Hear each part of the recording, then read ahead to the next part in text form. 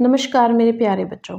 हम पढ़ रहे हैं आपकी जो 6th क्लास की बुक है पृथ्वी हमारा आवास, उसमें से 4th लेसन। आज 3 लेसन हम कंप्लीट कर चुके हैं और आज हम पढ़ेंगे 4th लेसन जो आपके 2nd सेमेस्टर में आएगा और हमें इसे समझना है और इसे पढ़ना है और फिर हम इसके कुछ इम्पॉर्टेंट क्वेश्चन आंसर्स को भी देखेंगे जो एग्ज़ाम्स का पार्ट बनते हैं।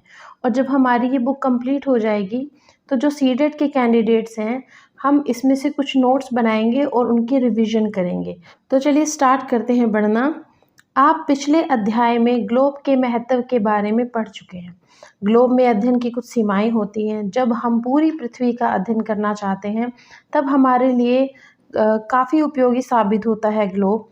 लेकिन जब हम पृथ्वी के केवल एक भाग जैसे अपने देश, राज्यों, जिलों, शहरों और गांव के बारे में अध्ययन करना चाहते हैं तो यह हमारे लिए उतना उपयोगी साबित नहीं होता, क्योंकि जब हम पूरी पृथ्वी का अध्ययन कर रहे हैं, हमें देश के बारे में जानकारी चाहिए, समुद्रों के बारे में जानकारी चाहिए, ओशंस के बारे में हमें पता करना है, तब हम ग्लोब का उपयोग करते हैं और वो हमारे लिए सहयोगी होता है।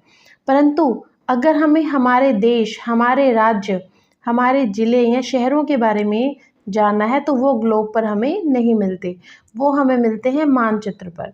ऐसी स्थिति में हम मानचित्रों का उपयोग करते हैं। मानचित्र पृथ्वी की सतह व इसके एक भाग का पैमाने के माध्यम से चपटी सतह पर खींचा गया चित्र है। आप अगर कोई भी मानचित्र देखते हैं तो एक पेज पर बना होता है और उसमें सारी जानकारी दी गई होती है, लेकिन एक गोलाकार सतह को पूरी तरह से चपटा करना असंभव है। मानचित्र हमारी विभिन्न ज़रूरतों के लिए आवश्यक है। कुछ मानचित्र एक छोटे क्षेत्र को और कुछ तथ्यों को दर्शाता है। दूसरे मानचित्र में एक बड़ी किताब की तरह तथ्य हो सकते हैं। जब बहुत से मानचित्रों को एक साथ रख दिया जाता है तब एक एटलस बन जाता है। जैसे कि अगर आप विभिन्न देशों के बारे में जानकारी प्राप्त करना चाहते हैं तो आप विभिन्न देशों के मानचित्रों को देख सकते हैं और जब आप उन्हें एक साथ रखेंगे तो वो एटलस बन जाएगा। एटलस विभिन्न प्रकारों और अलग अलग पैमाने से खींची गई मापों पर आधारित होता है। मानचित्र से एक ग्लोब की अपेक्षा हमें ज़्यादा जानकारी प्राप्त होती है। मानचित्र विभिन्न प्रकार के होते हैं, इनमें से कुछ को वर्णित किया गया है। तो जो पहला टाइप है मानचित्र का वो है हमारा भौतिक मानचित्र। एग्जाम में क्वेश्चन ये बन सकता है कि भौतिक मानचित्र किसे कहते हैं। पृथ्वी की प्राकृतिक आकृतियों जैसे पर्वतों, पठारों, मैदानों, नदियों, महासागरों इत्यादि को दर्शाने वाले मानचित्रों को भौतिक या उच्चावच मानचित्र कहा जाता है। जैसे अगर कोई यहाँ पर सीटेट का कैंडिडेट है तो हमसे ये पूछा जाता है एग्ज़ाम में कि पर्वत, पठार, मैदान, नदियों को दर्शाने के लिए किन मानचित्रों का उपयोग किया जाता है, तो उसमें हमें ऑप्शंस दिए होते हैं भौतिक मानचित्र, राजनीतिक मानचित्र, इस तरह से। तो जो हमारा सही उत्तर होता है वो होता है भौतिक व उच्चावच मानचित्र।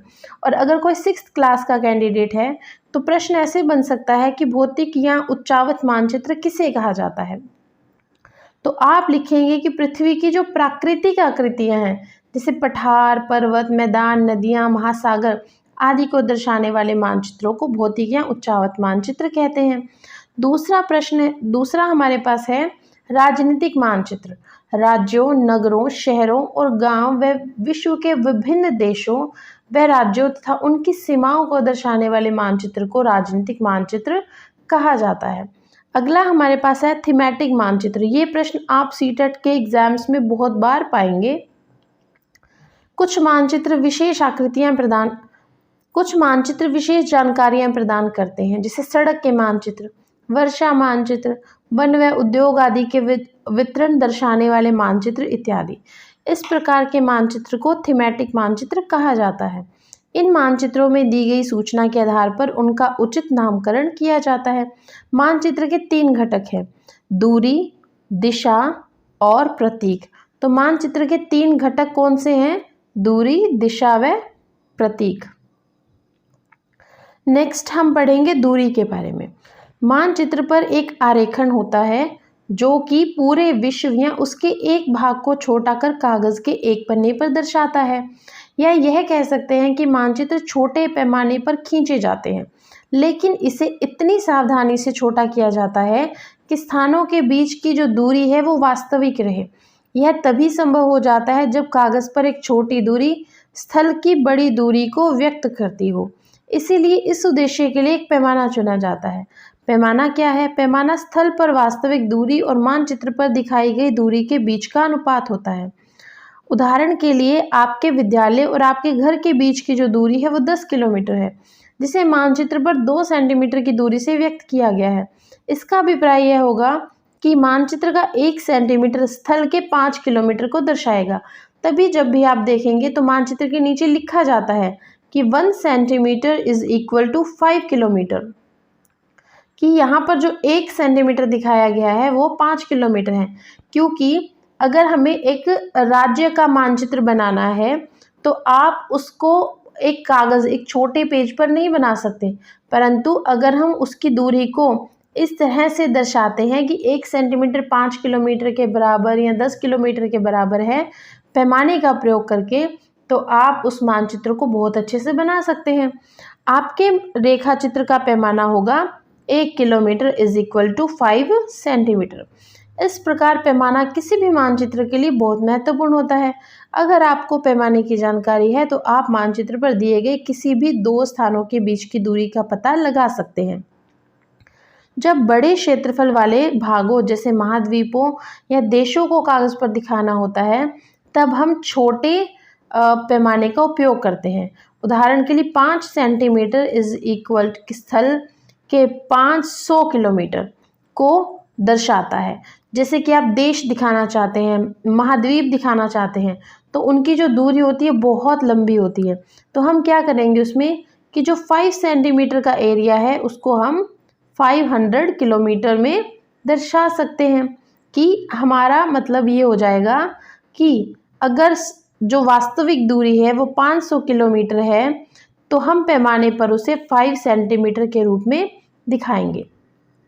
इसको छोटे पैमाने वाला मानचित्र कहा जाता है। जब एक छोटे क्षेत्रफल वाले भाग जैसे आपके गांव या शहर को कागज़ पर दिखाना है तो हम बड़े पैमाने का प्रयोग करते हैं, क्योंकि जब दूरी ज़्यादा है तो हम उस मानचित्र को कागज़ पर बनाना चाहते हैं तो हम छोटे पैमाने वाला मानचित्र यूज़ करेंगे। इसी तरह से जैसे स्थल पर 500 मीटर की दूरी को मानचित्र पर 5 सेंटीमीटर से दर्शाया जाता है, इस प्रकार के मानचित्रों को बड़े पैमाने वाला मानचित्र कहते हैं। बड़े पैमाने वाले मानचित्र छोटे पैमाने वाले मानचित्र की अपेक्षा अधिक जानकारी प्रदान करते हैं। जिस तरह से आप इस चित्र में देख रहे हैं कि ये हमारा खेल का मैदान है, यहाँ पेड़ है, यहाँ दुकानें हैं, और इस तरह से हम यहाँ पर दिखा सकते हैं कि एक मानचित्र को किस तरह से बनाया गया है। अब हम बात करेंगे दिशा की। दिशा मतलब अधिकतर मानचित्रों में ऊपर दाहिनी तरफ तीर का निशान बना होता है, जिसके ऊपर अक्षर U यानी उत्तर लिखा होता है। यह तीर का निशान उत्तर दिशा को दर्शाता है। इसे उत्तर रेखा कहते हैं। जैसे यहाँ पर लिखा है उत्तर और ये है दक्षिण, ये पूरब है और ये पश्चिम है, और उत्तर और पूरब के बीच में उत्तर पूर्व दिशा होगी। इसी तरह से पूरब और दक्षिण के बीच में दक्षिण पूर्व दिशा होगी। जब आप उत्तर के बारे में जानते होंगे तब आप दूसरी दिशाओं जैसे पूर्व, पश्चिम और दक्षिण के बारे में पता लगा सकते हैं। ये प्रधान दिग्बिंदु कहे जाते हैं। बीच की 4 दिशाएं होती हैं, उत्तर पूर्व, दक्षिण पश्चिम और उत्तर पश्चिम। इस बीच वाली दिशाओं की मदद से किसी भी स्थान की सही स्थिति का पता लगाया जा सकता है। हम दिक्सूचक की सहायता से किसी स्थान की दिशा का पता लगाते हैं। यह एक यंत्र है जिसकी सहायता से मुख्य दिशाओं का पता लगाया जाता है। इसकी चुंबकीय सुई की जो दिशा होती है वो हमेशा उत्तर दक्षिण की ओर इशारा करती है। प्रतीक। अब हम बात करेंगे प्रतीकों की। यह किसी भी मानचित्र का तीसरा प्रमुख घटक है। किसी भी मानचित्र पर वास्तविक आकार और प्रकार के विभिन्न आकृतियों जैसे भवनों, सड़कों, पुलों, वृक्षों, रेल की पटरियों या कुएं को दिखाना संभव नहीं होता है। कि अगर आप मानचित्र पर भवन बना रहे हैं, सड़क बना रहे हैं, पुल बना रहे हैं, तो आप उसको डायरेक्ट नहीं शो कर सकते। इसके लिए हम प्रतीक यूज़ करते हैं। इसीलिए वे निश्चित अक्षरों, छायाओं, रंगों, चित्रों व रेखाओं का उपयोग करके दर्शाए जाते हैं। ये प्रतीक कम स्थान में अधिक जानकारी प्रदान करते हैं। इन प्रतीकों के इस्तेमाल के द्वारा मानचित्र को आसानी से खींचा जा सकता है तथा इसका अध्ययन करना काफ़ी आसान होता है। जैसे अगर हमें रेलवे लाइन शो करनी है तो बड़ी लाइन, मीटर लाइन और रेलवे स्टेशन के लिए हम इस तरह से मानचित्र में दर्शाएंगे कि जहाँ पर ये प्रतीक बना होगा हमें समझ आ जाएगा कि यहाँ पर रेलवे स्टेशन है। इसी तरह से सड़कों के लिए अगर पक्की सड़क है तो इस तरह से और सीधी सड़क है तो कच्ची सड़क है तो इस तरह से शो करेंगे। और सीमा के लिए अंतर्राष्ट्रीय सीमा, राज्य सीमा और जिला की सीमा। नदी और कुएं के लिए नदी के लिए, कुएं के लिए, तालाब के लिए, नहर के लिए और पुल के लिए। मंदिर, ये मंदिर के लिए है, ये गिरजाघर के लिए है, ये मस्जिद के लिए है और ये छतरी के लिए है।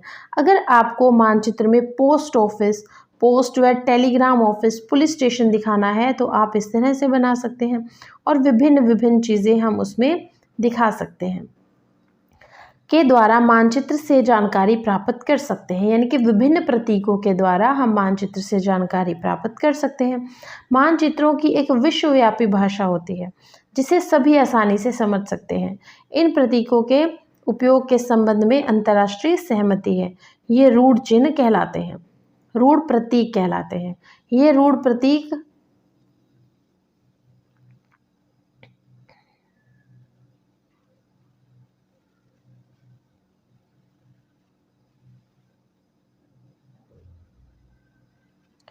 अब हम बात करेंगे रेखा चित्र के बारे में। रेखा चित्र एक आरेखन है जो पैमाने पर आधारित न होकर याददाश्त और स्थानीय प्रेक्षण पर आधारित होता है। कभी कभी किसी क्षेत्र के एक कच्चे आरेखन की आवश्यकता वहां के एक स्थान को दूसरे स्थान के सापेक्ष दिखाने के लिए आवश्यक होती है या मान ली जाती है। मान लीजिए कि आप अपने मित्र के घर जाना चाहते हैं लेकिन आपको रास्ते की जानकारी नहीं है। आपका मित्र अपने घर के रास्ते को बताने के लिए एक कच्चा आरेखन बना सकता है। इस प्रकार कच्चे आरेखन को बिना पैमाने की सहायता से खींचा जा सकता है और इसे हम रेखा चित्र कहते हैं। फिर हम बात करते हैं खाके की। खाका क्या है? एक छोटे क्षेत्र का बड़े पैमाने पर खींचा गया रेखा चित्र खाका कहलाता है। एक बड़े पैमाने वाले मानचित्र में हमें बहुत सी जानकारियाँ प्राप्त होती हैं, लेकिन कुछ चीज़ें ऐसी होती हैं जिन्हें हम कभी कभी जानना चाहते हैं, जैसे किसी कमरे की लंबाई, चौड़ाई, जिसे मानचित्र में नहीं दिखाया जा सकता। उस समय हम लोग बड़े पैमाने वाले एक मानचित्र का उपयोग करते हैं जिसे हम खाका कहते हैं। तो आज हमने लेसन पढ़ा है मानचित्र। आई होप आपको ये लेसन बहुत अच्छे से समझ में आया होगा और नेक्स्ट वीडियो में हम इसके इम्पोर्टेंट क्वेश्चन आंसर्स को डिस्कस करेंगे और इस लेसन को समराइज भी एक बार फिर से करेंगे। धन्यवाद and please subscribe the channel.